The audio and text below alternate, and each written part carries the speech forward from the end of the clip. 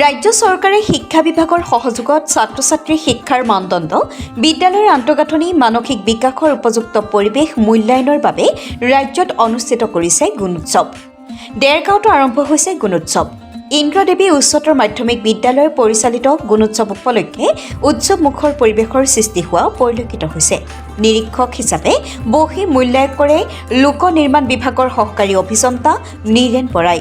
আনহাতে ছাত্ৰ ছাত্ৰীসকলে গুণোৎসৱ উপলক্ষে শৈক্ষিক পাঠ্যক্ৰমৰ লগতে বিদ্যালয়ৰ পাৰিপাৰ্শ্বিক দিশসমূহৰ লগতে ছাত্ৰ ছাত্ৰীৰ শৈক্ষিক প্ৰগতিৰ আনুষংগিক বিষয়সমূহ প্ৰদৰ্শন কৰে বিধায়ক ভৱেন্দ্ৰনাথ ভৰালী, সমজিলা আয়ুক্ত দামোদৰ বৰ্মন, সমজিলা সহকাৰী আয়ুক্ত অন্বেষা ঠাকুৰে। গুণোৎসৱ উপলক্ষে সজাই পৰাই তোলা বিদ্যালয়ৰ পৰিৱেশে ছাত্ৰ ছাত্ৰী, শিক্ষক, শিক্ষয়িত্ৰী তথা অভিভাৱকক উৎসাহিত কৰি তুলিছে। দেৰগাঁৱৰ পৰা অপূৰ্ব শৰ্মা ৰিপৰ্টাৰ লাইভ অসম। অসম চৰকাৰৰ এই গুণোৎসৱ অনুষ্ঠিত কৰাটো এটা ঐতিহাসিক সিদ্ধান্ত।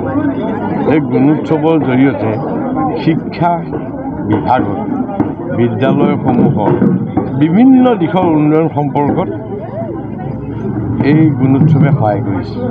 ছাত্ৰ ছাত্ৰীৰ নীতিগত মূল্যায়ন, বৃত্তিগত মূল্যায়ন, শিক্ষাগত মূল্যায়ন, আটাইখিনি মূল্যায়নৰ উপৰিও বিদ্যালয়খনৰ এজ এ হোল আন্তঃগাঁথনি উন্নয়ন বা অন্য যিখিনি আনুষংগিক বিষয় আছে এইবিলাকৰো এটা মূল্যায়ন, যাৰ জৰিয়তে আমি ভৱিষ্যতে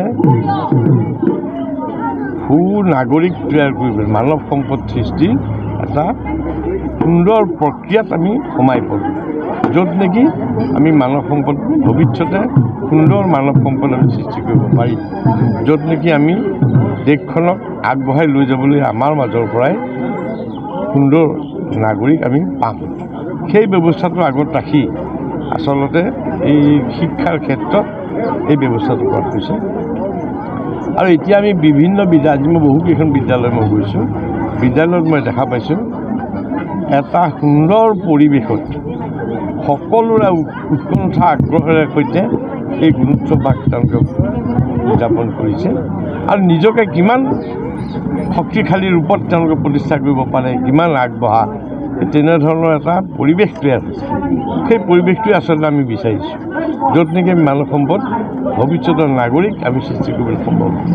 আৰু ঠিকে একেধৰণে ইয়াতো এই ইন্দ্ৰাণী দেৱী উচ্চতৰ মাধ্যমিক বিদ্যালয়তো সেই একেটা পৰিৱেশে এইখন বিদ্যালয় বা আগৰ পৰাই নাম কৰা, তথাপিও ইয়াত কিন্তু আজি যিটো পৰিৱেশ, এই পৰিৱেশটো ছাত্ৰ ছাত্ৰীসকলৰ যিটো আদৰণীয় পদক্ষেপ, শিক্ষাগুৰুসকলৰ তথা অভিভাৱকসকলৰ আটাইৰে যিটো আগ্ৰহ, সেই আগ্ৰহ দেখি আমি অভিভূত হৈছোঁ আৰু আশা কৰিছোঁ এই বিদ্যালয়ে অদূৰ ভৱিষ্যতে আৰু সুন্দৰ ফলাফল প্ৰদৰ্শন কৰিব। এটা চৰকাৰী তথ্য ভিত্তিক যোৱাবাৰ বিগত বৰ্ষত চৰকাৰী বিদ্যালয়বিলাকৰ নামভৰ্তিৰ তালিকাত যথেষ্ট হ্ৰাস পোৱা পৰিলক্ষিত হৈছে। চৰকাৰী বিদ্যালয়ৰ ছাত্ৰ ছাত্ৰী গতি কৰিছে। এই ক্ষেত্ৰত এই শিক্ষাবৰ্ষ নতুন শিক্ষাবৰ্ষ যিহেতু আৰম্ভ হ'ব, আপোনালোকৰ চৰকাৰে এই ক্ষেত্ৰত কেনেধৰণে স্থিতি গ্ৰহণ কৰিব? আচলতে গোটেই কথাখিনি এটা কথাৰ ওপৰত নিৰ্ভৰ কৰে। মই মোৰ ল'ৰাটোক কোনখন বিদ্যালয়ত দিম, সেই বিদ্যালয়খনৰ মানদণ্ড কি, এইবোৰ চাইহে আমি বিদ্যালয়খনত দিম। আমাৰ আগৰ সাধাৰণতে যিখিনি গাঁৱৰ স্কুল বুলি আমি কওঁ, তাত মোৰ ল'ৰাটোক দিলে মই ধ্বংস হ'ব। এতিয়া গাঁৱৰ স্কুলবিলাকৰ পৰিৱেশটো আমি পৃথক কৰি পেলাইছোঁ। এতিয়া গাঁৱৰ স্কুলৰ পৰিৱেশ উন্নত হৈছে। এতিয়া নিশ্চিতভাৱে আমাৰ অভিভাৱকসকলে ল'ৰা ছোৱালীক তাত পঢ়িবলৈ দিব। আমি সেই পৰিৱেশটো তৈয়াৰ কৰি দিব লাগিব আৰু তাৰ কাৰণে আমি চৰকাৰীভাৱে চৰকাৰৰ এটা আন্তৰিক প্ৰচেষ্টা, এই প্ৰচেষ্টাৰ জৰিয়তে আমি এই কামখিনি কৰিব বিচাৰিছোঁ।